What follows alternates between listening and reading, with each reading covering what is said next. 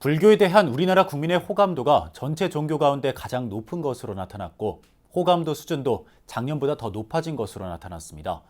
하지만 불자들의 신행 참여율과 삶에 미치는 영향력은 상대적으로 저조해 불교계가 극복해야 할 과제로 지적됩니다. 이del순 기자입니다. 우리 국민이 가장 선호하는 종교는 불교로 조사됐습니다. 한국 리서치가 발표한 2023 주요 종교 호감도에서 불교는 호감도 52.5점으로 나타났습니다. 이어 가톨릭이 51.3점, 개신교가 33.3점, 원불교가 29.4점, 이슬람교가 14.3점 순이었습니다. 종교 호감도는 매우 차갑고 부정적인 경우 0점, 긍정적이라면 100점으로 평가하는데 불교는 지난해 47.1점보다 5.4점 더 오른 수치입니다. 미국한테 호감이 있다는 평가도 한 60점이 안 나오거든요. 제가 보통 조사해보면은. 50점이라는 게 수치상으로 보면 보통에 근접한 숫자긴 한데, 이게 아주 낮다고 보긴 좀 어려울 것 같고요.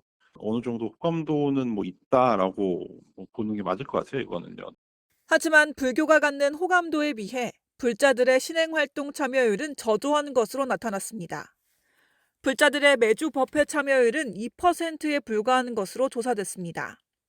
이는 매주 교회에 간다는 비율이 54%의 개신교인, 매주 미사에 참여하는 비율이 27%의 가톨릭 신자에 비해 큰 차이를 보였습니다. 종교가 개인에 미치는 영향력에 관한 조사에도 불교는 상대적으로 낮았습니다. 종교가 내 삶에 영향을 준다는 답은 불교 신도가 27%에 불과해 천주교 신자 52%, 개신교인 70%에 크게 못 미쳤습니다.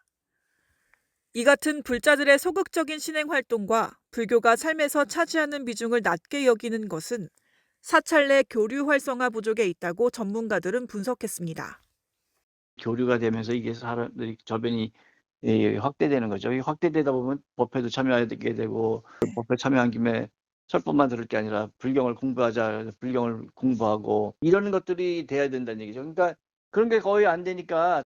이 같은 결과에 대해 포교원장 선업스님은 종단 핵심 기조인 전법 포교 활성화를 위해서는 스님들의 치열한 수행이 뒷받침돼야 한다고 강조했습니다. 선업스님은 스님들이 치열하게 수행 정진하고 시대 흐름에 발맞추는 길이 불교에 대한 호감도를 높일 수 있다고 강조했습니다. 스님들이 그 견성성불이라고 하는 치열하게 자기 자신을 바라보고 이 지금 시대를 제대로 파악할 줄 아는 눈을 가진 사람이 들면 사람들이 이제 신도가 늘어나는 구조라는 거예요. 그러면 전법이 된다는 거죠. 이번 설문조사는 지난달 24일부터 27일까지 전국 만 18세 이상 남녀 1000명을 대상으로 진행됐으며 신뢰 수준 95%에 표본 오차 플러스 마이너스 3.1%포인트입니다. BBS 뉴스 이del순입니다.